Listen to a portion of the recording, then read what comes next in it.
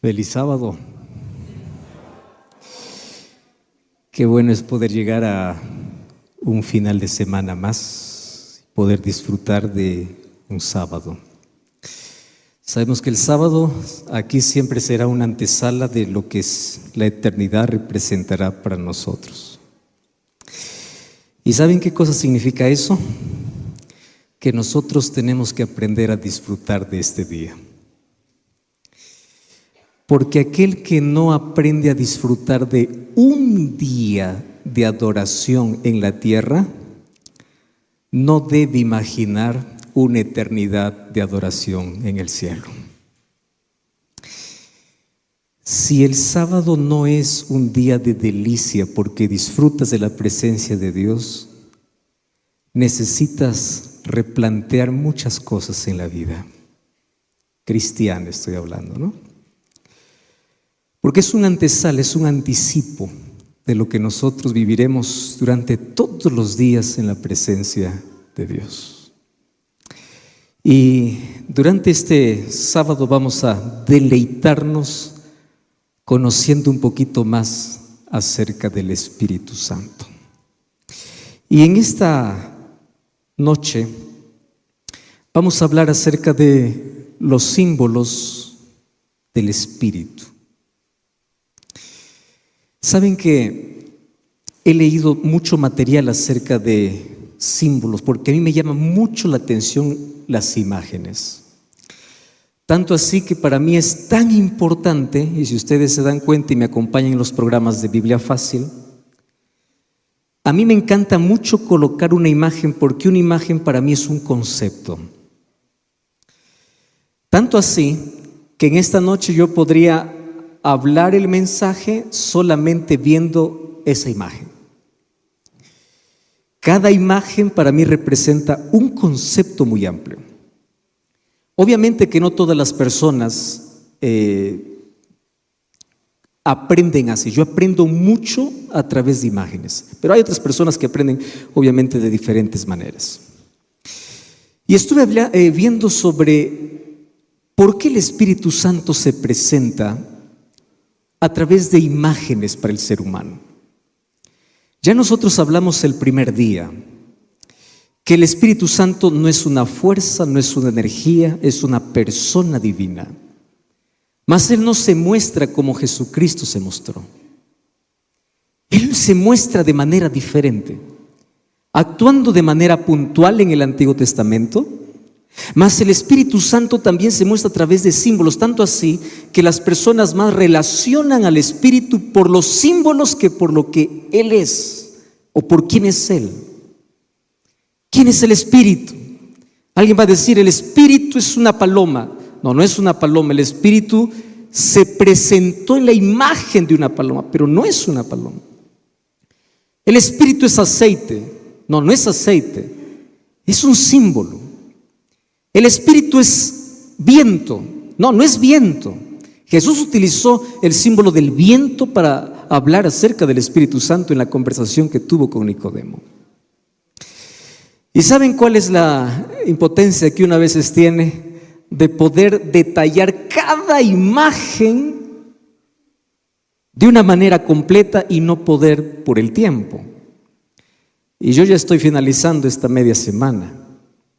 Y en la Biblia, por lo menos hay más de 12 símbolos sobre el Espíritu Santo, de los cuales 7 vamos a hablar entre hoy y mañana.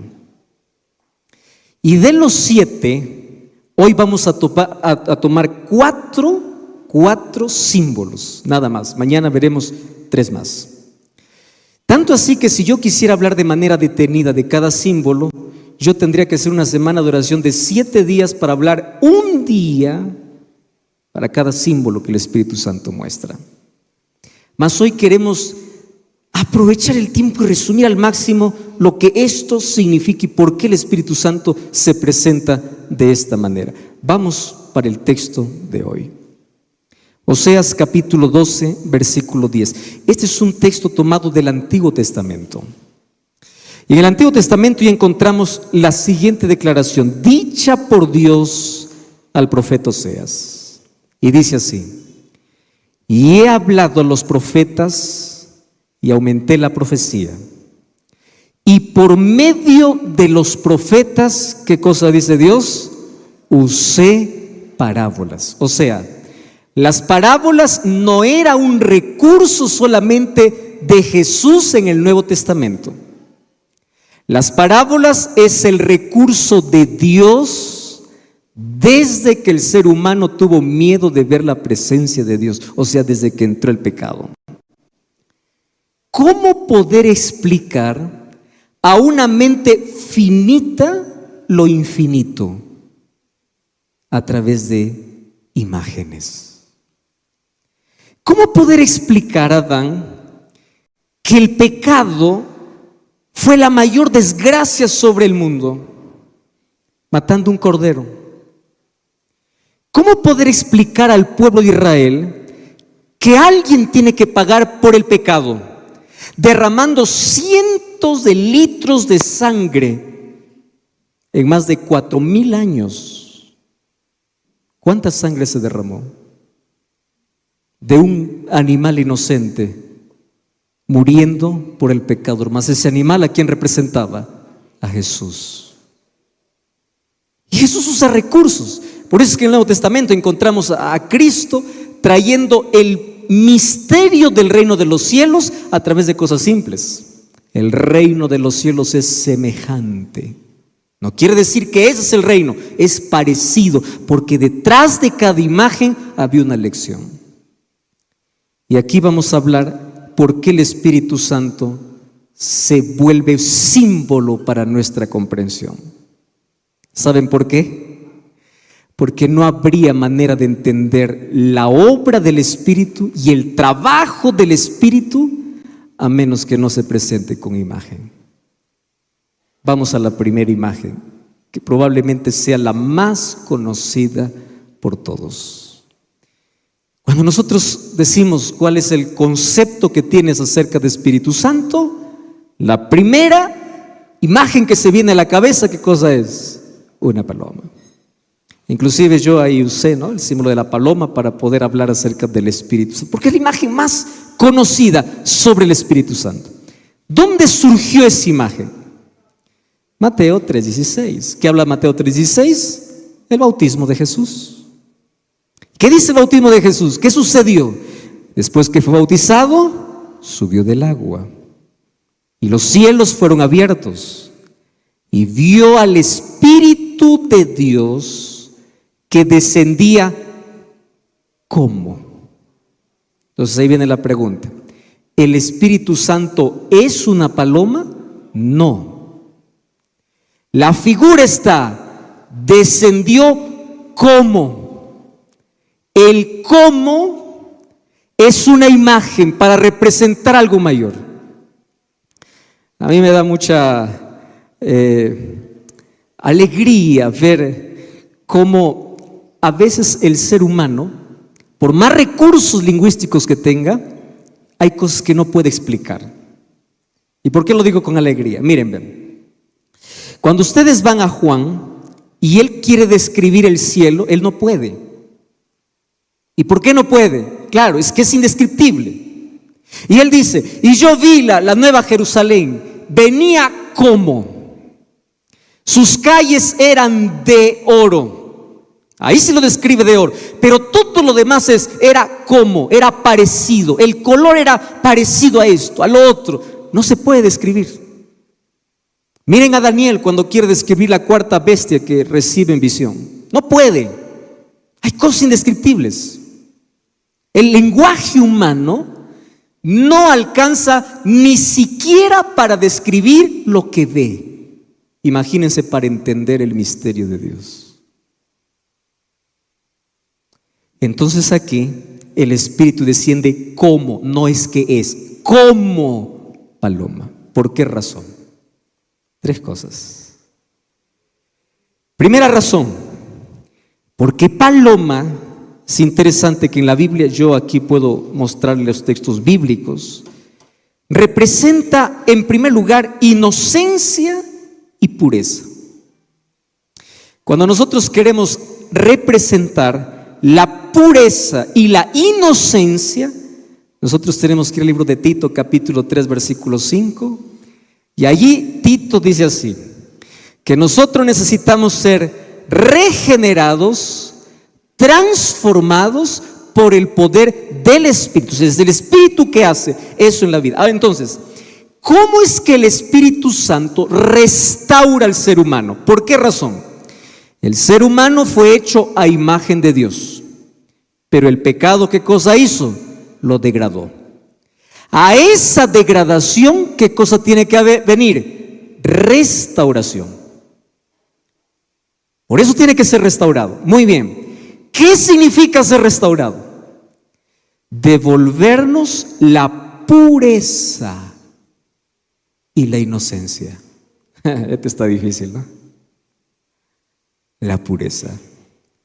Por eso es que no pueden existir pensamientos puros ni vida pura sin ese símbolo. ¿Quién es aquel que transforma la mente, devuelve la pureza a alguien que se embarró en las aguas turbias del pecado? El Espíritu Santo.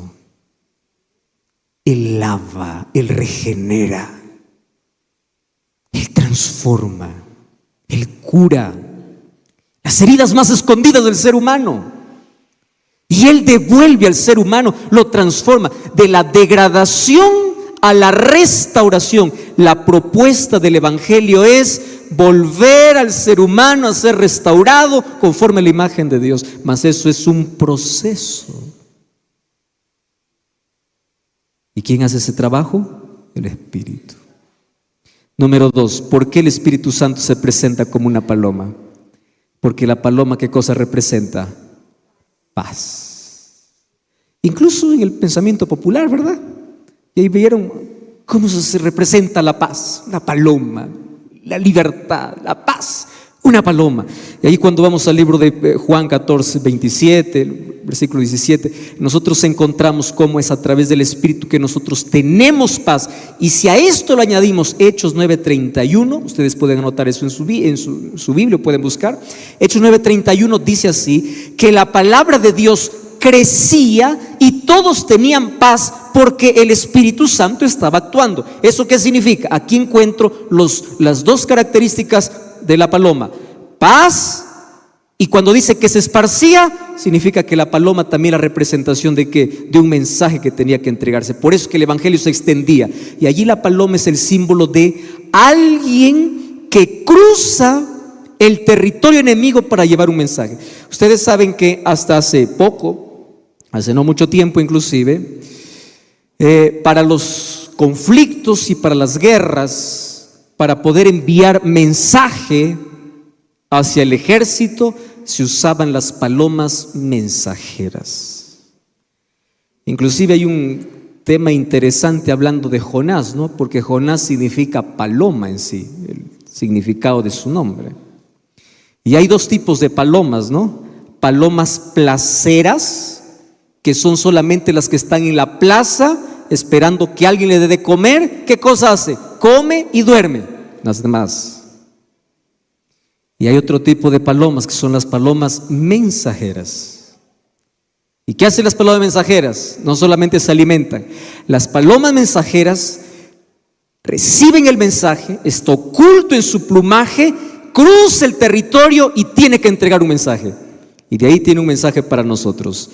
Todo aquel que tiene el Espíritu Santo, ¿qué cosa tiene? Número 1, pureza. Número 2, paz. Y número 3, se convierte en un mensajero de Cristo. Entonces yo cierro esta idea haciéndote la pregunta: ¿qué paloma eres, placera o mensajera? ¿Aquella que solo come y duerme? ¿O aquella que come y se atreve a dar un mensaje? Miren, el Espíritu Santo trae a la vida pureza, paz y nos hace mensajeros. Esa es la razón por la cual se presenta como una paloma. Entonces, cuando yo quiero decir, yo estoy lleno del Espíritu, ¿qué significa? que el Espíritu Santo está comenzando a transformar mi mente. Comienza la pureza, la santificación en mi vida. No existe una persona que tenga el Espíritu y que no sea mensajero, que no tenga paz y que no tenga pureza. Escúchenme aquí. ¿Qué cosa dice el libro en el Nuevo Testamento? Encontramos Gálatas capítulo 5. El fruto del Espíritu es amor. Y luego, ¿qué sigue? Gozo, paz. La paz es un regalo de Dios. Pero ese regalo, ¿por medio de quién viene? Del Espíritu. Ahora, aquí viene lo interesante. No existe cristiano, escúcheme aquí, que tenga contacto con el Espíritu y no sea mensajero. Entonces, cuando alguien dice: necesitamos que la iglesia se reavive, necesitamos que vaya a predicar, necesitamos proclamar el evangelio, lo que estamos diciendo es: necesitamos primero el Espíritu. ¿Por qué razón? Nadie es mensajero sin un mensaje. Nadie tiene un mensaje sin el Espíritu. Porque nadie da aquello que no tiene. Ven a Jesús. Él te da paz y tú todo el día estás angustiado. ¿Qué paz te da? Ven a Cristo, Él te hace feliz. Te ven todo el día con la cara de amargura. ¿Qué felicidad te da? Por eso es que el Espíritu Santo se presenta como una paloma. Número 2. Coloqué 3, pero es 2. Vamos al texto bíblico. Juan 7, 37 al 39. Dice así: en el último y grande día de la fiesta, Jesús se puso en pie y alzó la voz diciendo: si alguno tiene sed, venga y beba. Y el que cree en mí, como dice la Escritura, de su interior, ¿qué cosa correrá? Ríos de agua viva. Muy bien. Entonces nosotros creemos que esos ríos de agua viva es porque Cristo está en la vida. Pero no, miren lo que dice el siguiente versículo. Esto dijo ¿de quién? Del Espíritu que habían de recibir a los que creyesen en Él. Pues aún no había venido el Espíritu Santo, porque Jesús aún no había sido glorificado. Muy bien. El Espíritu Santo en el Antiguo Testamento entonces actúa de manera puntual. ¿Y cuándo es que Él viene en plenitud a quedarse aquí a la tierra para hacer su trabajo? Es cuando Jesús fue entronizado en el cielo. ¿Y cuándo ocurrió la entronización? 50 días después de la crucifixión. Jesús fue crucificado en la Pascua. La Pascua era, traduciendo para nuestros días, ¿no? La Biblia habla del 14 de Aviv y todo, para nosotros sería más o menos 26, 27 de marzo, traduciendo a nuestro calendario, que es totalmente diferente al calendario judío.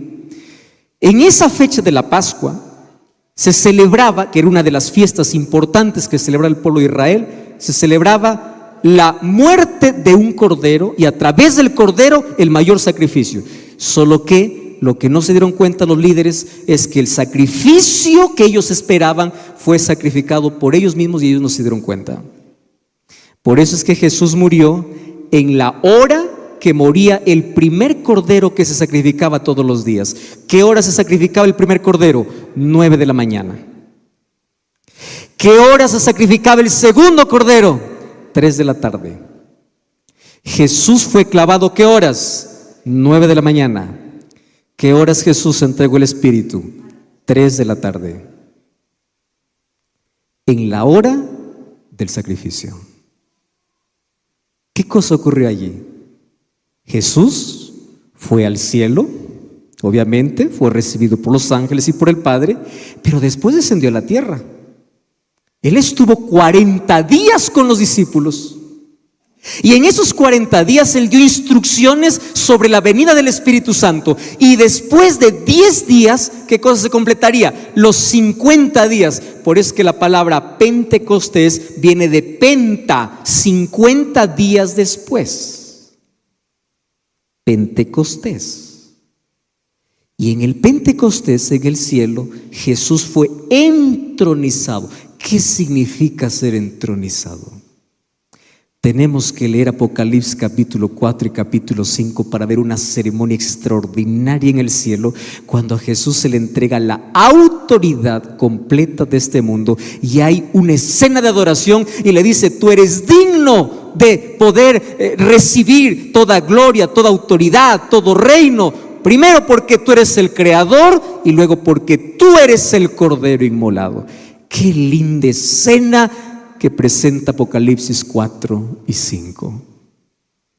¿Qué sucede? El Espíritu Santo, cuando Jesús fue entronizado, baja a la tierra. Pero aquí Jesús dice que Él baja para ser como el agua. Pero no solo como el agua. Me encanta la palabra río. Entonces yo les hago una pregunta. ¿Cuál es la diferencia entre un lago y un río?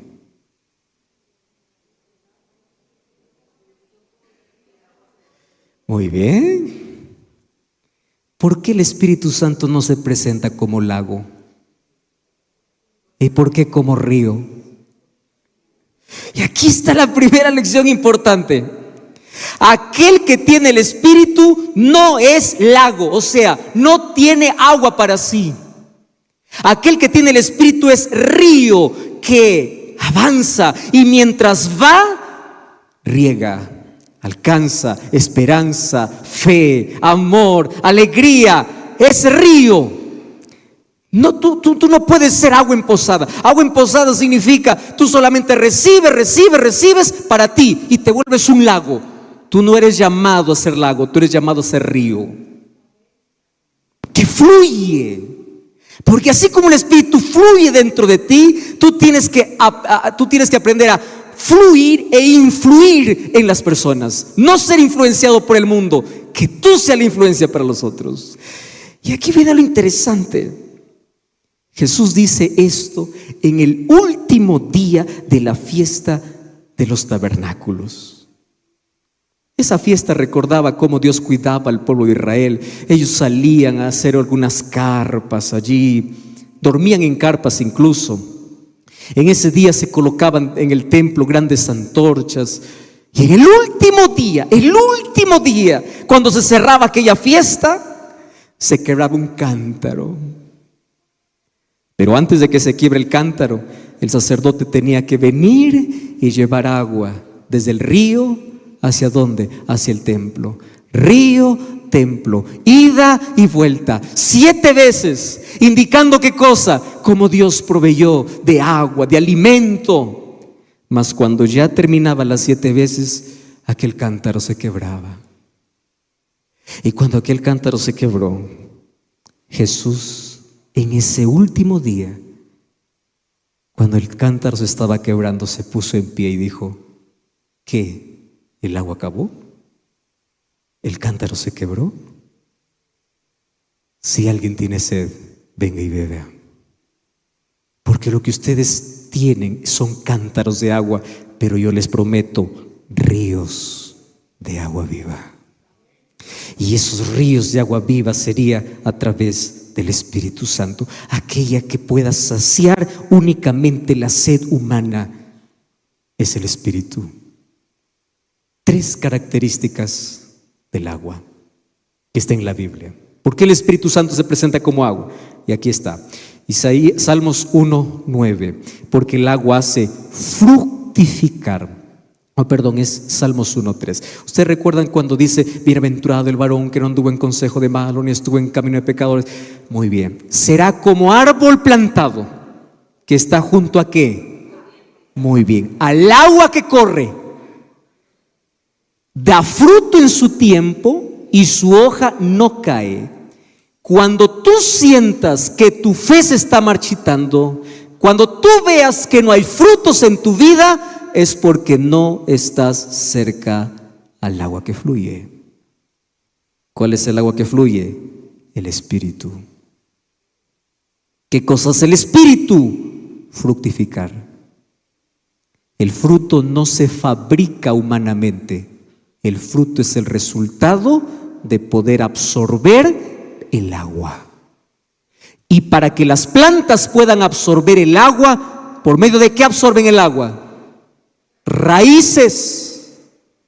Y las plantas tienen que aprender a sobrevivir, incluso y para que puedan sacar el agua tienen que profundizar sus raíces tienen que ser profundas.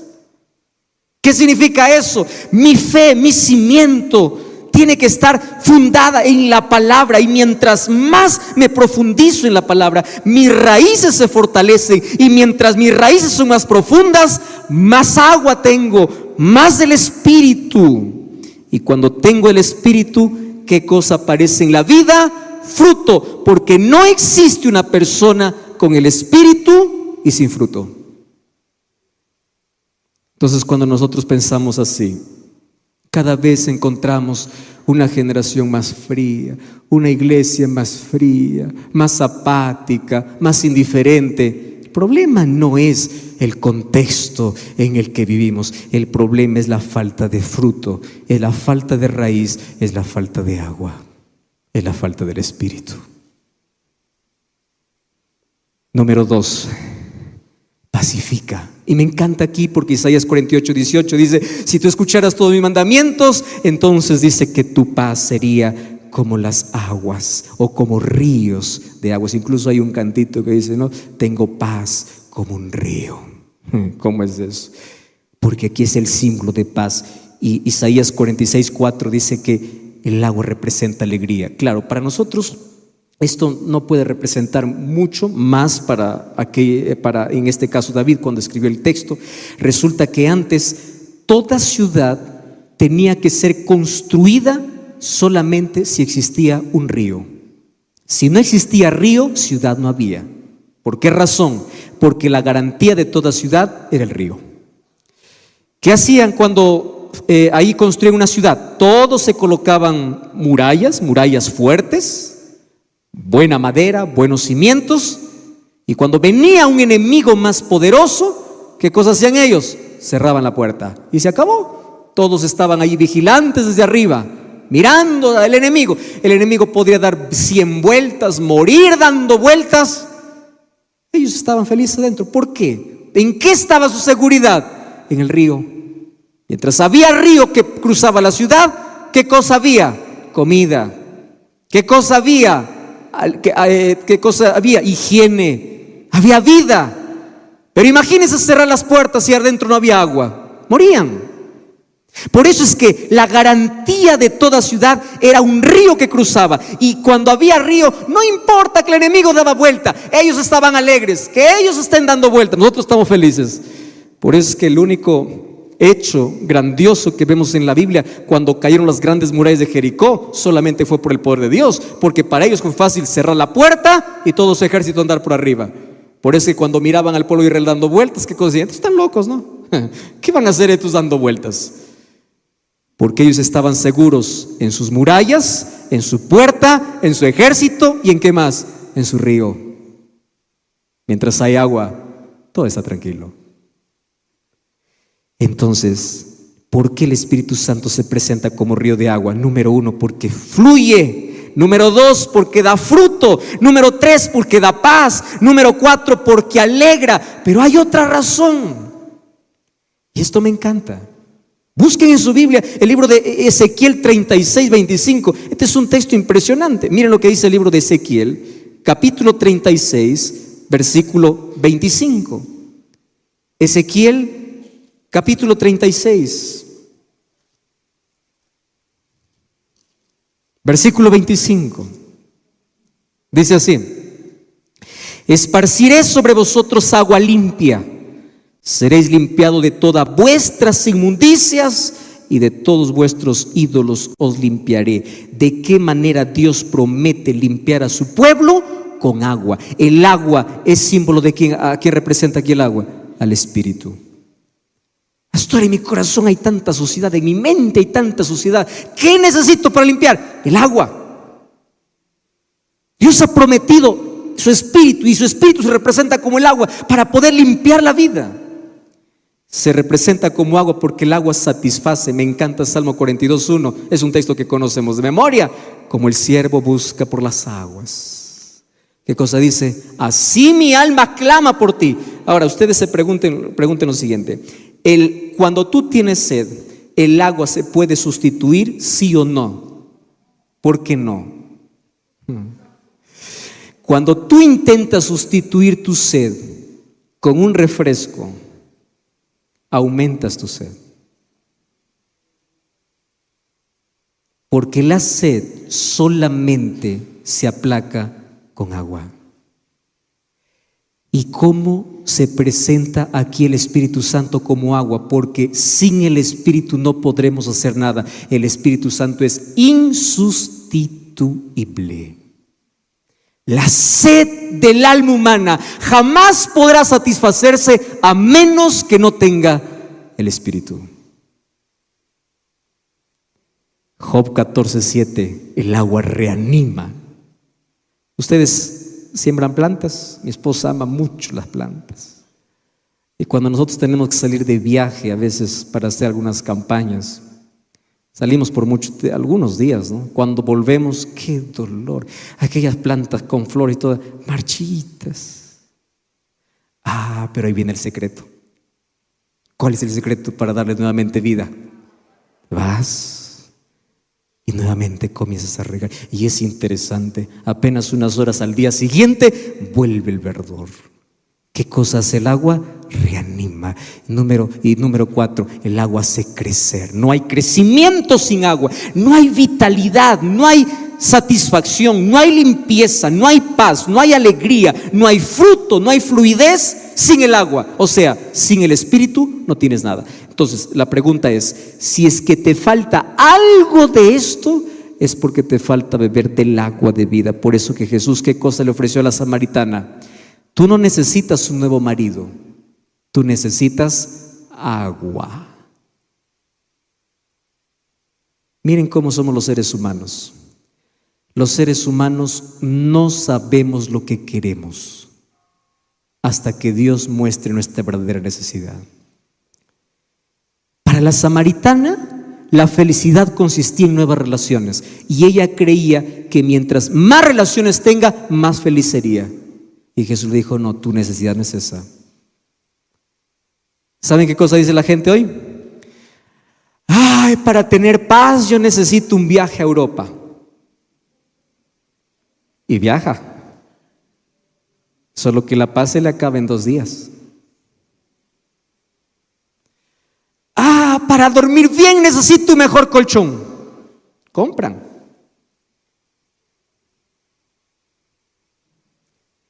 Para ser más feliz necesito. Es que el ser humano no sabe lo que necesita hasta que el Espíritu Santo no le diga, tú necesitas agua de vida.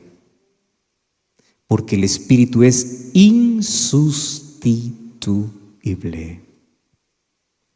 Vamos avanzando. ¿Cómo termina la Biblia haciendo un llamado acerca del Espíritu Santo? Apocalipsis 22:17 dice así: el Espíritu y la esposa dicen, ven. El que oye diga, ven. Y el que tiene sed venga. No es obligado. El que tiene sed venga, y el que quiera tome del agua de vida gratuitamente. Hermanos, yo aquí les voy a hablar un asunto interesante. El Espíritu Santo puede despertar la necesidad de Dios, pero no te puede obligar a aceptar a Dios. Y es interesante, cuando ustedes van a la Biblia, van a ver que todo milagro de Jesús siempre comienza despertando la necesidad. Jesús va a un paralítico y le dice así: ¿quieres ser sano? Para nosotros puede ser una pregunta media desubicada. ¿Cómo es posible que un enfermo le pregunte si quiere?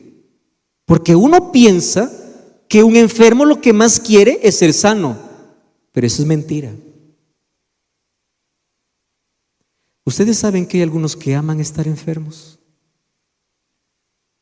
Porque son atendidos, tienen privilegios, tienen cosas y tienen miedo a sanarse.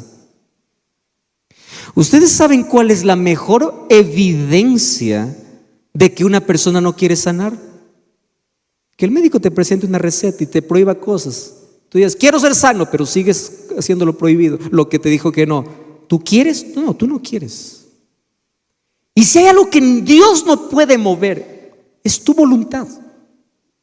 Una cosa es querer y otra cosa es decidir. Lo que hace el Espíritu es despertar el deseo, pero la decisión lo tomas tú. Dios no puede decidir por ti. ¿Y cuál es el proceso entre deseo y decisión? Vean la parábola del hijo pródigo. El hijo pródigo dijo así: me levantaré e iré a mi padre. ¿Qué cosa es eso? Deseo. Iré, me levantaré, lo haré. ¿Qué cosa es decisión? Su deseo transforma en decisión. No solo es quiero, yo me voy. ¿Cómo estoy? No importa, pero yo me voy. Hay tanta gente que solo desea, pero no decide. ¿Cuántos quieren el cielo? Eso es deseo. ¿Qué es decisión? Todos los días tengo que aprender a vivir con Jesús.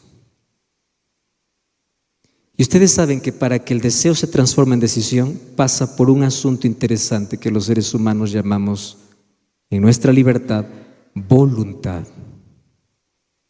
Y la voluntad es algo que Dios no puede mover sin tu permiso. Vamos a imaginar que mañana alguien me presenta una torta y yo deseo bajar de peso. Mi deseo está bien, pero para que yo pueda bajar de peso yo tengo que tomar ¿qué cosa? Decisiones. Resulta que mi deseo de bajar de peso le acompaña otro deseo de comer la torta. Porque piensen ustedes, deseos no cambian nada, decisiones cambian las cosas. Yo tengo dos opciones: obedecer mi deseo inmediato o tomar una decisión ante el deseo que yo tengo en ese momento. ¿Cómo yo puedo controlar mi impulso, mi deseo? Ahí yo necesito ¿qué cosa mover? Mi voluntad, para decir no o sí. Cuando tú escuchas un sermón, ¿qué cosa es lo que el Espíritu despierta? Deseo. ¿Te puede obligar? No, porque la decisión ¿quién lo toma? Tú. Entonces, el que quiere, venga. El que quiere, venga. Y este texto es tomado de lo que antiguamente se hacía, especialmente cuando grandes caravanas cruzaban un desierto. Resulta que a algunos viajeros se les acababa la cantinflora de agua en el camino, y a veces se les acababa en medio desierto. ¿Qué hacían aquellos que tenían sorbos de agua? Ellos se adelantaban. Interesante. ¿Y se adelantaban para qué? Para buscar agua. Entonces cuando ellos se adelantaban y veían que había un árbol, un oasis, alguna cosa, gritaban. ¿Y qué cosa decía? Agua, ven. Y Jesús toma la misma figura. Todos estamos por un desierto, todos estamos muriendo, pero de pronto hay una fuente de agua. Pero nadie te puede obligar a ir a menos que tú no quieras. Aquí hay agua, ven. Eso es tu decisión. ¿De qué otra manera se presenta el Espíritu Santo? Como una garantía. Y el que nos confirma con vosotros en Cristo, y el que nos ungió es Dios, el cual también nos ha sellado y nos ha dado las arras del Espíritu. ¿Cuándo dice? ¿Dónde dice? En nuestro corazón. Muy bien, el Espíritu Santo, el tercer símbolo que aquí se presenta, es como arras y como ¿qué más? Como sello. ¿Qué cosas son arras? Ese es un término, no sé si todavía se usa. Cuando tú quieres hacer una compra, ¿qué cosa te piden? Un adelanto. ¿Cómo lo llaman aquí eso? Arras. Igual, arras. Dame las arras. ¿Cuánto está el producto? 500,000 pesos. Dame 100,000. Los 400 te doy ¿cuándo? Cuando yo te entregue el producto. Y cómo me encanta esta figura. Les voy a decir por qué. Porque Dios igualmente nos ha prometido arras del Espíritu. ¿Qué cosas son las arras? La garantía. ¿Cuándo el ser humano recibe la garantía de ser hijo de Dios? Cuando acepta a Jesucristo como Salvador. Pero ojo, todavía no recibe, ¿qué cosa? No recibe todavía el producto total. ¿Cuándo recibirá totalmente la herencia de hijo? Porque todo hijo tiene herencia. ¿Cuándo recibirá? Cuando Cristo regrese. Entonces, ¿cuándo recibiremos la herencia? Cuando Cristo regrese. Allí nos entregará completa. Mientras tanto, ¿qué cosa tenemos? Arras. O sea, esas arras puedes perderlo, ¿sí o no? Puedes. Por eso es que hay un contrato, ¿no? Y en el contrato, ¿qué cosa dice? Si tú no vienes hasta tal fecha, pierde las arras. Muy bien. ¿Cuál es el? No es un contrato, obviamente, se está tomando apenas la imagen. ¿Cuál es aquí la idea de las arras? Cuando tú me aceptas como Salvador, yo te acepto como hijo, y como hijo tú tienes derecho ¿a qué? A una herencia. ¿Qué hace el hijo para tener herencia? Nada. Simplemente ser hijo. ¿Verdad? Muy bien. Como tú me aceptas como padre, yo te recibo como hijo, y yo ¿qué cosa te doy? Arras. ¿Cuáles son las arras? Yo te voy a dar herencia, garantía, eternidad. Pero todavía no. ¿Cuándo va a ser eso? Aquí yo vengo pronto y mi galardón conmigo para recompensar a cada uno conforme fuere sus obras. Espera, hay un proceso. La herencia te daré cuando yo regrese. El premio te doy cuando yo regrese. Mientras tanto, ¿tú qué cosa tienes? Arras. Y luego el libro de Efesios, o allí en el mismo libro de Corintios, dice que el Espíritu Santo, ¿qué cosa es? Sello. ¿Para qué sirve un sello? Para autentificar. Hoy ya no se usa mucho, pero antiguamente todos los documentos, o incluso los documentos oficiales, ¿no?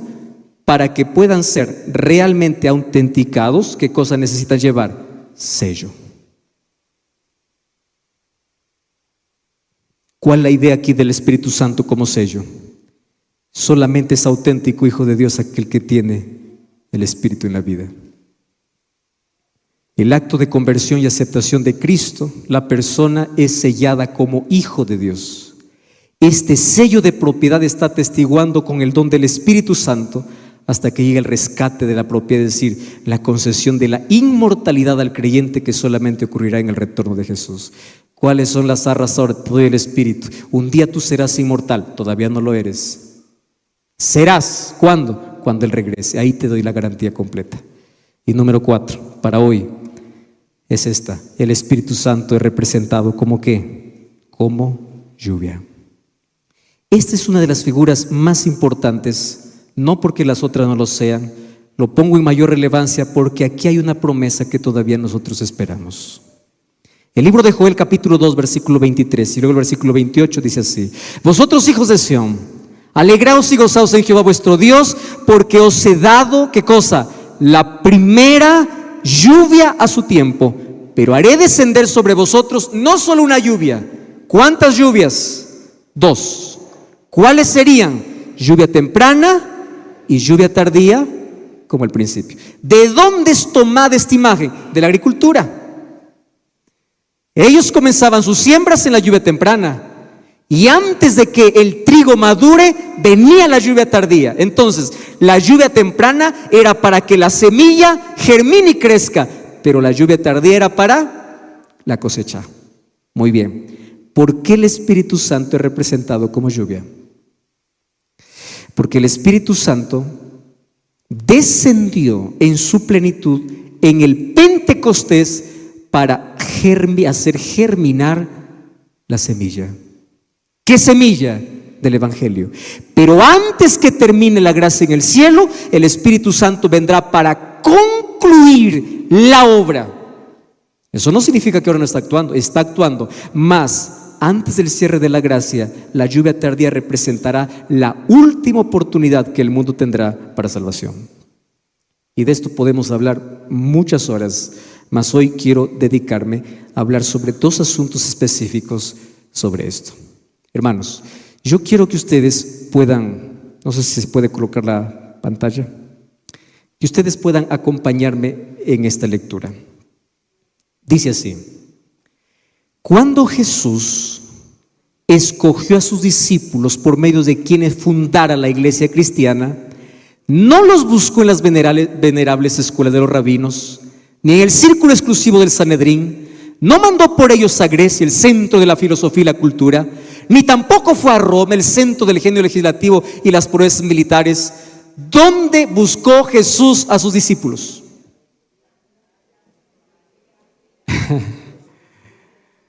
Lo encontró en las playas de Galilea. ¿Y a quiénes escogió? Ahora sí, lean conmigo. Esa es la intención de tener aquí la pantalla. Vamos a leer juntos. Y seleccionó hombres no perfectos, totalmente imperfectos, pero ¿qué características tenían?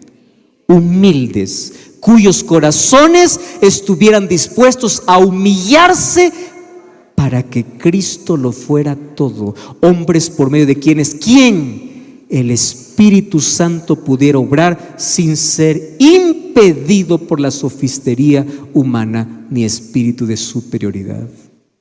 ¿Ustedes están entendiendo ese texto? Y perdón que nuevamente le repita. Mientras nosotros no entendamos este texto, nunca el Espíritu vendrá en nuestra vida. Ustedes saben cuál es el peligro. No estoy diciendo cuál es lo malo, porque no existe aquí maldad. Estoy diciendo cuál es el peligro de ser tan brillante en la vida, de ser autosuficientes.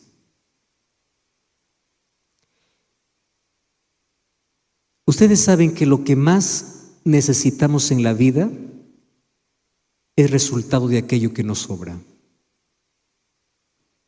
Les voy a hacer un ejemplo. Tú vas, cuando te sobra la salud, te falta la temperancia. ¿Por qué te falta la temperancia? Porque te sobra la salud.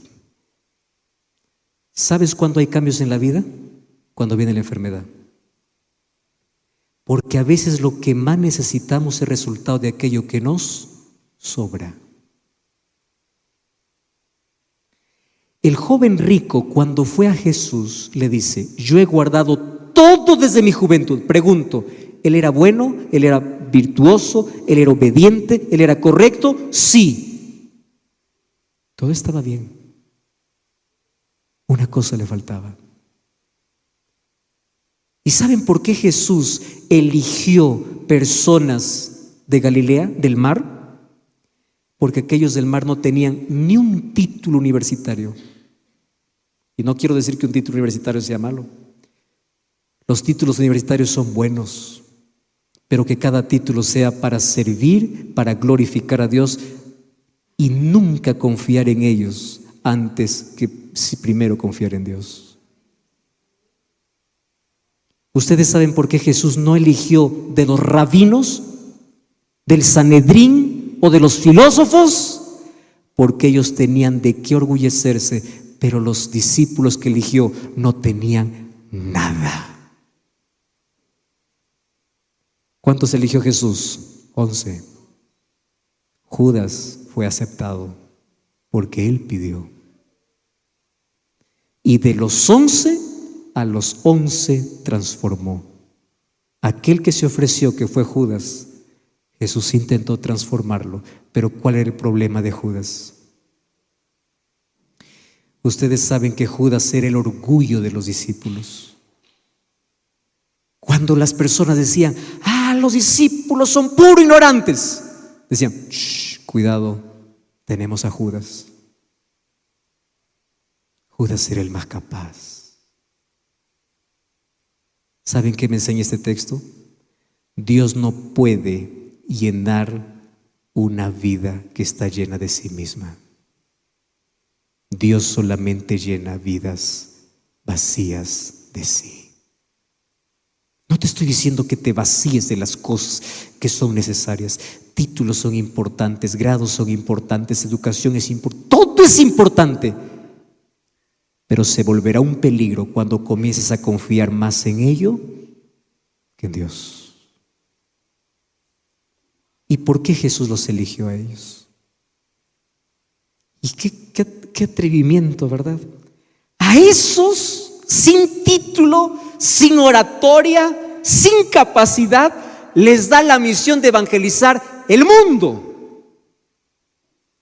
¿Qué sabían ellos? Ellos solo sabían pescar.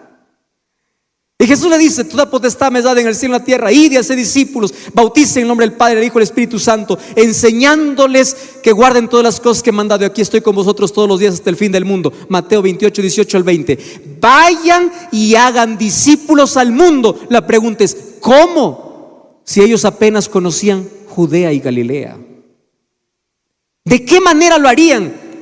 Pero Jesús, cuando dio su comisión, también dio una promesa.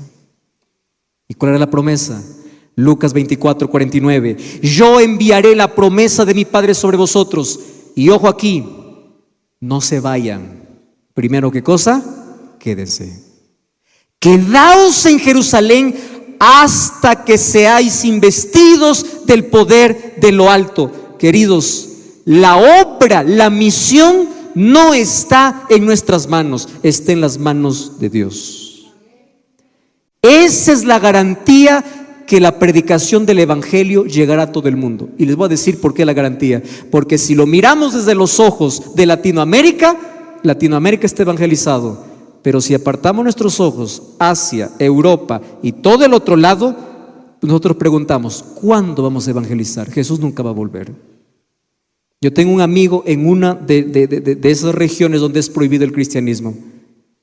Y él me contaba lo siguiente: para que una persona se convierta al cristianismo, un bautismo se celebra cada 7 años. Un bautismo. Entonces ahí viene la pregunta: ¿cuándo va a venir Jesús?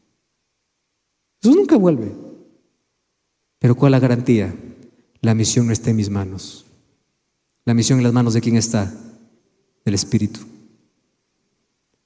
Pero el Espíritu, ¿con quién hace la misión? Con la iglesia. ¿Cuál es entonces mi trabajo? Colocarme bajo disposición del Espíritu para ser usado por el Espíritu, ser lleno del Espíritu, porque Cristo tiene que volver, mas Él, para volver con su Espíritu, estremecerá el mundo por medio no de tecnología, no de planes, no de métodos, sino de personas sencillas, simples y humildes que se vacíen de sí mismos para ser llenos del poder de Dios. Es así como se terminará la obra. Por eso Jesús les dice: ustedes no vayan sin primero recibir el Espíritu. Miren lo que dice ese texto.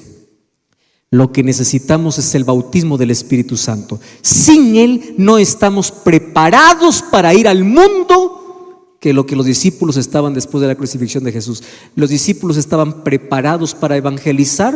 No. Por eso es que Jesús les dice: ustedes no van a salir hasta que reciban ¿qué cosa? El Espíritu. Hechos 1, 4 y 5. Y estando juntos les mandó que otra vez, miren aquí, cuando ustedes leen el libro de Hechos capítulo 1, a mí me llama la atención dos cosas.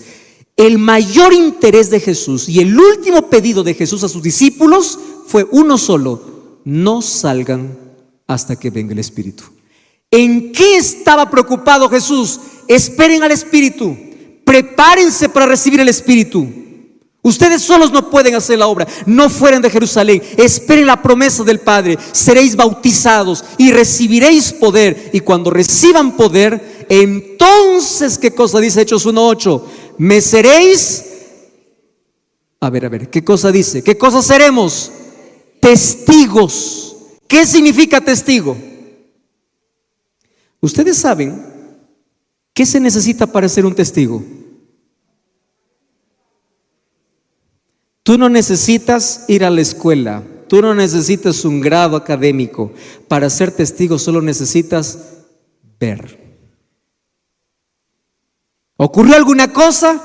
¿Quién fue testigo? No le están preguntando, ¿quién es usted? No, puede venir un campesino, puede venir un médico, puede venir un abogado, puede venir un arquitecto, no importa quién sea. Lo que quiero es, ¿viste o no viste? Entonces, ¿qué cosa está necesitando el mundo? Y aquí yo coloqué, no sé si coloqué aquí una frase, pero me gustaría compartir con ustedes. Nuestra función es hablar como testigos y no argumentar como abogados.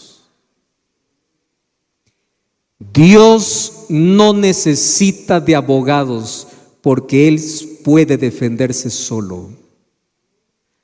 Dios necesita de testigos. Y les voy a decir cuál es la diferencia aquí. ¿Cómo me incomoda la gente que pelea por algún asunto bíblico? Yo tengo un canal de YouTube y si alguien sigue, ustedes van a ver que hay gente que habla lo que quiera y yo nunca les discuto, porque yo no fui llamado para discutir. Yo fui llamado para presentar una verdad bíblica y para decir lo que yo vi y lo que yo vivo. Eso es todo, porque Dios no necesita de abogados. No, pero vamos a defender. No, Dios se defiende solo. Dios necesita de gente que viva la experiencia, que vea quién es Él. ¿Tú sabes cuál es el único argumento que nadie te podrá contradecir? Es decir, esto es lo que Dios hizo conmigo. Eso nadie te contradice. ¿Tú estás entendiendo? Dios te necesita como ¿qué? Como testigo. Y para ser testigo tú necesitas ver todos los días la gloria del Señor, experimentar el poder de Dios en tu vida. Nadie es testigo si no ve. La pregunta es, ¿ya viste? ¿Ya experimentaste? ¿Ya sentiste? ¿Ya viviste? Hace algunos años atrás, yo fui pastor en Perú. Ustedes no van a creer lo que les voy a decir. Mi primer distrito misionero que yo tuve en Perú, me dieron 65 iglesias y congregaciones para atender. Sí, yo sé que es bastante. Y era en la sierra del Perú. Para visitar una iglesia, la iglesia más distante, a veces tenía que caminar 4, 5, hasta 7 horas. No había movilidad. Los hermanos iban hasta donde me dejaba la movilidad y nosotros íbamos en mula, ni siquiera caballo o burro. La mula era la más resistente. Ustedes conocen ese animal, yo tengo un respeto por ese animal. Nunca se queda atorada. Y la mula me servía para llevar los libros que yo llevaba y a veces también yo montaba para ahorrarme un poquito el camino. Conocí muchas personas. Mas llegué a un lugar donde una pareja me dice: pastor, hable por favor conmigo. ¿Cuántos años tiene? 15 años. ¿Qué pasó? Pastor, él creció en la iglesia, pero ya no quiere saber nada de Dios. ¿Por qué? No sé, hable con él. Y a veces hay personas que piensan que el pastor tiene un don tremendo como para que en una vez que habla ya está convencido a otra persona. Por favor, quítense eso de la cabeza. Pastor es un ser humano igual que todos. Nosotros no somos Espíritu Santo. Nuestra oración no es más escuchada que la de ustedes. Quítense eso de la cabeza. No, a mí Dios no me escucha, le escucha al pastor. No, Dios quiere escucharte a ti. No existe mayor satisfacción para Dios que escuchar tu voz. Pero cuando tú vas a pedir oración, claro que el pastor va a orar, pero el pastor va a acompañar tu pedido, pero tú tienes que orar. Yo siempre estoy enseñando. ¿Quieres que ore? Está bien, tú ya estás orando. Si tú no oras, ¿para qué voy a orar yo? Tú tienes que orar. Yo te voy a acompañar, claro que voy a orar, pero tú tienes que orar. Porque hay una cosa que tú no puedes delegar y es tu espiritualidad. La espiritualidad jamás se delega, es personal. Entonces yo llegué y bueno, hablé con el muchacho. Ustedes saben que sacar una palabra a un adolescente, qué difícil es. Especialmente cuando está en esa etapa de rebeldía. Las únicas palabras que sabes, sí, eso es todo lo que sabes. Todo lo que es. Cuando yo llegué, este muchacho, ¿cómo estás? Bien. ¿Podemos conversar? ¿Veas? ¿Para qué? O sea, así, monosílabos aprenden ellos. Le digo, solamente dame, te prometo, 3 minutos para hablar. Y yo ni siquiera tenía idea de qué voy a hablar en 3 minutos. Solo dame 3, no te prometo más. ¿Está bien? Le digo, ¿te puedo hacer una pregunta? Y antes de que yo le haga la pregunta, él primero dice, primero yo le pregunto. Ok. ¿Quién le mandó? Mi mamá, ¿verdad? Sí, tu mamá. Corazón abierto, tenía que ser sincero. Sí, tu mamá. Sí. Ella manda a todo el mundo para que hable conmigo. Habló un poquito más. Le digo, déjame preguntarte, ¿por qué razón ya no quieres más ir a la iglesia? Y él no me respondió. Me devolvió con otra pregunta, muy inteligente. Me dijo, ¿usted conoce a mi mamá? Claro, le digo. No, no lo conoce. ¿Cómo que no? Sí lo conozco. Hace tantas cosas. No, no lo conoce. Mi mamá aquí en casa no es lo que es en la iglesia.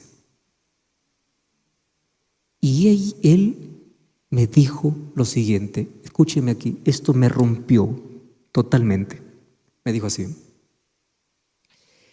si el evangelio no pudo transformar la vida de mis padres, yo no lo necesito.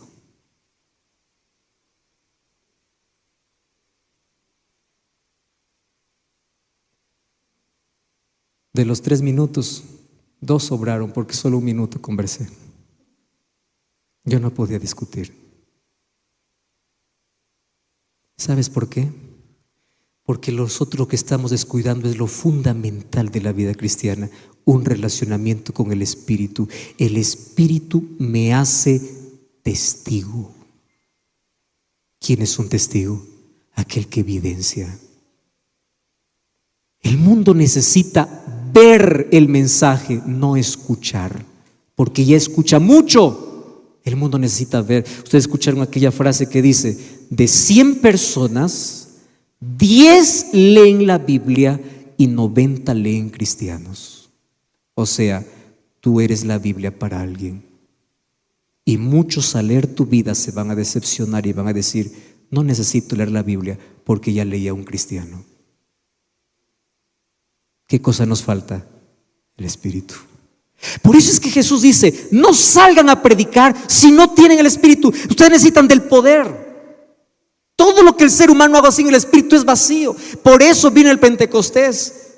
¿Y qué cosas hacían en el Pentecostés? Hermanos, ellos tuvieron que esperar, y para esperar, lean Hechos 1:14, dice que ellos oraban todos los días. Y Hechos 2:1 dice: cuando llegó el día del Pentecostés, estaban todos unánimes, juntos.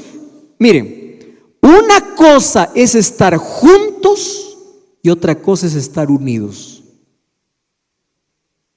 Hay parejas que están juntos pero divorciados, viviendo juntos. Mentalmente están divorciados.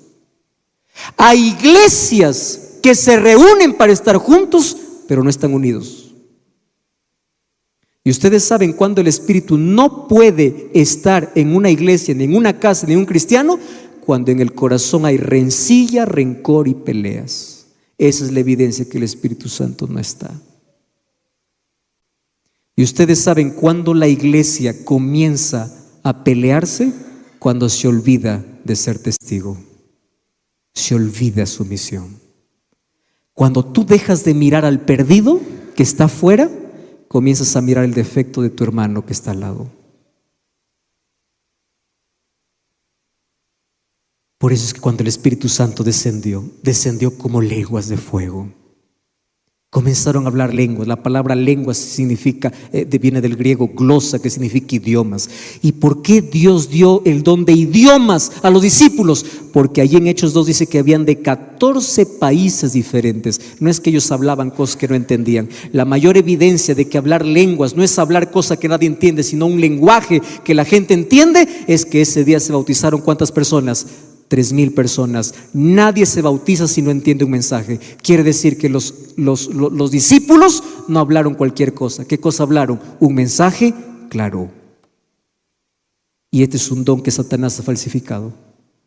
Hablar lenguas, ya hablo cualquier cosa. No.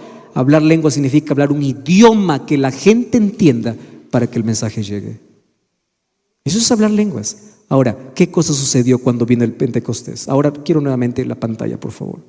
Porque yo necesito que ustedes esta noche puedan ir para casa aprendiendo 3 cositas importantes de esta lluvia temprana y tardía. Miren lo que dice Hechos de los Apóstoles, página 474. A medida que estos mensajeros de la cruz salían a proclamar el evangelio, lean ustedes. ¿Qué cosa dice? Se manifestaba la revelación de la gloria de Dios como nunca antes habían visto los mortales. Sigan ustedes. Por medio de la acción del Espíritu Santo, los apóstoles realizaron una obra, ¿qué cosa? Conmovió al mundo, y el evangelio fue llevado a toda nación. ¿En cuánto tiempo? En una generación. ¿Era por la oratoria de Pedro? ¿Era por la capacidad de Juan? ¿Por qué era? Por el poder del Espíritu. Ellos tenían Facebook, tenían radio, tenían televisión, tenían YouTube, tenían hospitales, tenían templos. ¿Qué cosa tenían? El Espíritu. Todo lo que yo mencioné es necesario, pero todo será vacío sin el Espíritu. Todo. Entonces, si el 12 personas, de 12 aumentó a 50, de 50 aumentó a 3,000, de 3,000, el libro de Hechos, ustedes van a ver el Espíritu Santo guiando. Todo el mundo fue evangelizado en una generación. Eso fue la primera lluvia. ¿Cómo se llama esa primera lluvia? Pentecostés. Pero la primera lluvia fue apenas para hacer germinar la semilla. Pero ahora necesitamos la segunda lluvia. ¿Cuál es la segunda lluvia? La lluvia tardía. ¿Cuándo ocurrirá? Antes del cierre del tiempo de la gracia. El Espíritu Santo vendrá nuevamente, ya no para llevar el evangelio al mundo en una generación. La predicación del evangelio en el tiempo final será en menos tiempo, en menos periodo y con más milagro, o con mayor milagro y mayor esplendor que el Pentecostés. Pero para ello, ¿qué se necesita? Hombres y mujeres que estén día a día recibiendo el Espíritu. Lean conmigo, 2 y 3. Sin dinero, ellos derrotaban el poderío de las riquezas y su alrededor. Sin escuelas, ellos confundían a los letrados y rabinos. Sin poder político y social, ellos se mostraban más fuertes que el Sanedrín. No teniendo sacerdocio, desafiaban a los sacerdotes en el templo. Sin tener un soldado, eran más poderosos que las legiones romanas. Y fue así que ellos clavaron la cruz encima del águila romana. Sin tener dinero, derrotaban al pueblo de riquezas, y sin escuelas confundían a letrados. ¿Qué cosa fue derramado? La lluvia temprana. ¿Cuándo? En el Pentecostés. ¿Qué cosa esperamos? La lluvia tardía. ¿Qué sucederá en la lluvia tardía? En la generación apostólica, el evangelio llegó a todo el mundo en una generación. Los primeros frutos. Pero en la generación final, que esperamos que sea la nuestra, el evangelio llegará a todo el mundo. ¿Por medio de qué? De la lluvia tardía. ¿Para qué vendrá? Para preparar para la cosecha final. ¿Cuál es el propósito de la lluvia tardía? Número 1, fortalecer al pueblo de Dios para enfrentar el tiempo de angustia y estar de pie durante las 7 plagas. Y número 2, capacitar a la iglesia para dar la última advertencia al mundo, la cual se llama fuerte pregón. Aquí se acabará la predicación del evangelio. Mientras se predique el evangelio, hay gracia en el cielo. Mientras se predique el evangelio, el Espíritu Santo sigue actuando. Pero un día el Espíritu Santo se silenciará para siempre. Pero antes que se silencie, ¿qué cosa habrá? Una lluvia tardía. Así como el Espíritu Santo vino en el día del Pentecostés después de la entronización de Cristo en el cielo, solo después que Cristo esté entronizado como Rey en el corazón, podrá efectuarse un Pentecostés personal. Por eso esta es nuestra mayor necesidad y por lo tanto no solamente es una necesidad individual, sino también colectiva. Miren lo que dice Palabras de Vida, el Gran Maestro, página 92. Hablando de la lluvia tardía, ¿qué cosa dice? Estas escenas han de repetirse. ¿Cómo van a repetirse? A ver, repitan nuevamente. ¿Cómo van a repetirse? ¿Cómo que con mayor poder? ¿Ustedes han leído el libro de Hechos? Cosas extraordinarias ocurrían. Pero lo que viene es con mayor poder. El descenso del Espíritu Santo en el día del Pentecostés fue la primera lluvia. Pero la última lluvia, ¿cómo será? Más abundante. El Espíritu espera que lo pidamos y recibamos. Cristo ha de ser nuevamente revelado en su plenitud. ¿Por medio de quién? Por eso Apocalipsis 18:1, ¿qué cosa dice? Vi de nuevo descender un ángel poderoso del cielo, y la tierra fue iluminada ¿cómo? Con la gloria de Dios. ¿Y para qué? Porque ¿cuál es la última señal para la venida de Jesús? Hay tanta gente que vive tan asustada y mirando el periódico, viendo qué cosa es lo que hace Estados Unidos, todo lo que hace, ya llegó el fin. Un terremoto, llegó el fin. Hermanos, Mateo capítulo 24 habla de un paquete de señales. Pero la última señal para la venida de Jesús no se trata ni de terremotos, ni maremotos, ni lluvias, no, nada de eso. La última señal es: será predicado el Evangelio en todo el mundo. Esa es la última señal. O sea, esa señal se cumple todos los días. Pero nosotros nos alarmamos cada vez que aparece algo sobrenatural. Esta es la señal que se cumple. ¿Por qué Dios hoy nos dio herramientas que los apóstoles no tenían? ¿Por qué Dios nos dio radio, televisión, YouTube, redes sociales? Porque el Evangelio tiene que ser llevado ¿dónde? A todo el mundo. Pero ahí viene la pregunta: ¿qué es el mundo? El mundo está en constante cambio. En el mundo hay posmodernismo, la verdad es relativa, los valores invertidos, no hay conciencia de pecado. ¿Cómo vamos a predicar este mundo? ¿De qué manera? El mundo está compuesto por 7.8 billones, no millones, sino billones de personas. Ya va a llegar a 8 billones, ¿no? Ahora, de los cuales, presten atención, solamente 2 millones se llaman cristianos. No estoy hablando de billones, 2 millones. Y cuando hablo de 2 millones, estoy hablando de todo aquel que cree en Cristo. Todos. Cristianismo en general, solo 2 millones. La pregunta es: ¿cómo 2 millones van a alcanzar a 8 billones? Así como 12 alcanzaron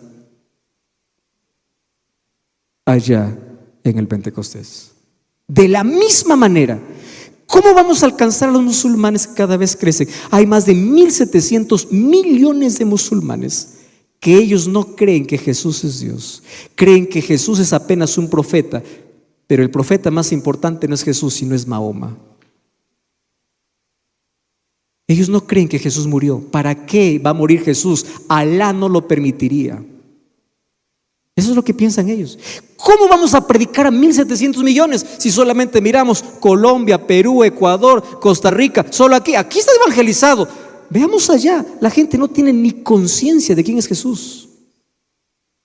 ¿Cómo vamos a llegar a 1.100 millones de hindús que ellos creen en 300 millones de dioses? Ellos tienen Dios para el verano, para el invierno, para la lluvia, para el sexo, para la fertilidad.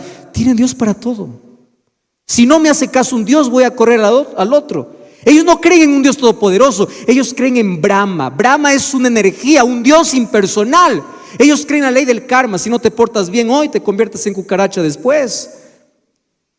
Y para poder romper toda esa ley del karma, hay que hacer buenas acciones en el presente. ¿Cómo vamos a presentar el Evangelio a esas personas? ¿Cómo vamos a llegar a 700 millones de budistas que ellos creen en nirvana? ¿Qué cosa es nirvana?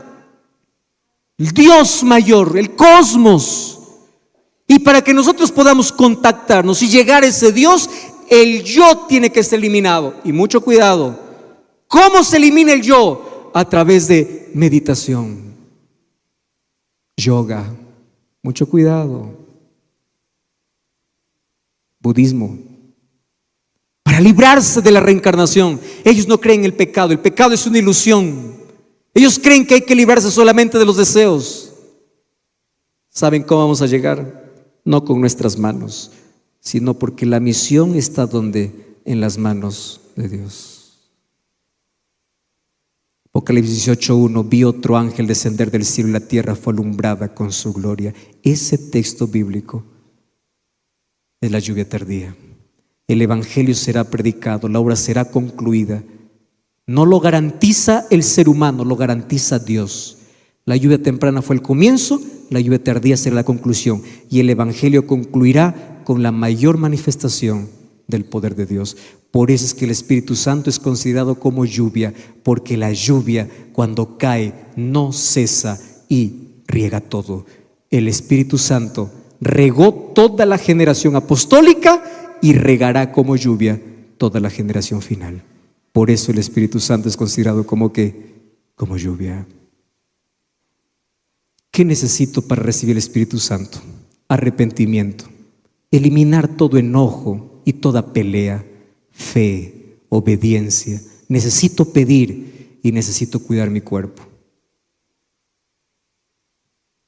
¿Por qué necesitas cuidar tu cuerpo?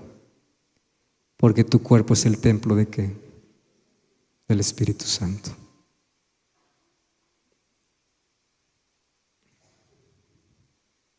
Vamos a terminar hoy y vamos a leer ese texto bíblico, ese texto.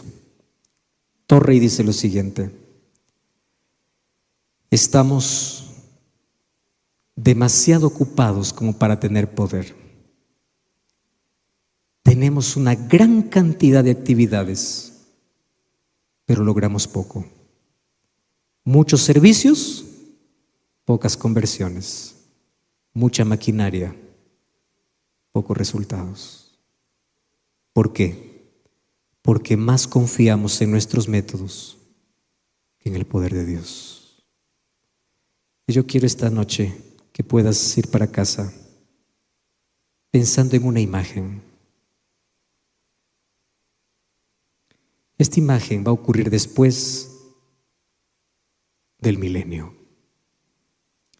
Cuando la nueva Jerusalén descienda del cielo, dice Apocalipsis que se levantarán todos aquellos que no resucitaron cuando Jesús regresó y serán como la arena del mar. ¿Y tú sabes quiénes estarán fuera de la ciudad? Personas buenas. Pastor, ¿cómo es que personas buenas? Sí, personas buenas. Algunos piensan que todos los que participan del fuego y del lago de fuego y serán destruidos serán personas malas y malas y malas. No. El lago de fuego estará lleno de gente buena. Gente tan buena que confió tanto en sus obras y no en Dios. Gente que creyó que por ser tan buena no necesita buscar a Dios. ¿Y saben qué cosa es lo más triste? Es que fuera de la ciudad habrán líderes, pastores, habrán miembros que aquí los admiramos mucho y no estarán dentro. ¿Saben por qué no están dentro? Porque descuidaron lo más esencial de la vida. ¿Y cuál es lo más esencial de la vida cristiana? Tener un relacionamiento con Cristo a través del Espíritu Santo. El hecho de estar en una iglesia no es garantía que el cielo es para ti. El hecho de estar en Cristo y lleno del Espíritu es la garantía, la única garantía que te da para estar dentro de la ciudad. Yo quiero orar esta noche. Miren, iba a cantar una música. Mientras ella canta, yo quiero que tú ores donde estás. Y en esta noche tú le digas a Jesús así: Señor, enséñame día a día a buscar tu Espíritu. Tengo mi corazón preparado para permitir que tu Espíritu haga su trabajo en mi vida. Hoy yo quiero ser lleno de tu Espíritu. Y quiero que aquella lluvia temprana que cayó en el Pentecostés hoy caiga en mi vida y me prepare para una lluvia tardía, porque yo quiero ser usado por ti para concluir tu obra aquí en la tierra. Querido Dios, gracias porque hoy comprendimos que nuestra mayor necesidad es tu Espíritu. Queremos pedirte que hoy pueda descender a nuestra vida, así como descendió en el bautismo de Jesús como una paloma, más para traer paz, para traer pureza, para traer inocencia, para tornarnos mensajeros. Que llene nuestro corazón como ríos de agua viva, que pueda saciar nuestra sed más profunda, que pueda fluir, que pueda limpiar, que pueda purificar, que pueda ayudarnos a dar frutos, que tu Espíritu pueda estar en nuestra vida como las arras o como la garantía de que un día tú nos darás la mayor herencia, la eternidad. Que tu Espíritu descienda como lluvia. Así como cuando llueve, no existe un milímetro de tierra que no sea mojada. Queremos que no exista un milímetro de nuestra vida que no esté llena de ti. Queremos que pueda descender como lo sucedió en el Pentecostés. Más que hoy nos prepare para aquel momento más glorioso, donde tu obra tenga que ser concluida para poder ser testigos de tu regreso. Úsanos. Que aquellos símbolos que tú dejaste a través del Espíritu puedan ayudarnos a comprender que nuestra mayor necesidad es tener que buscar lo fundamental.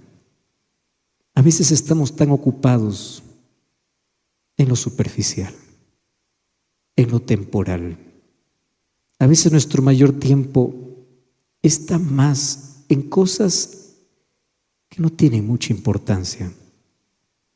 Mas hoy queremos que puedas despertar en nuestro corazón todos los días la necesidad de ti y que ese deseo pueda mover nuestra voluntad para poder buscarte día a día. Y hoy queremos salir de aquí para casa siendo llenos de tu Espíritu y siendo transformados por Él, y que nos prepare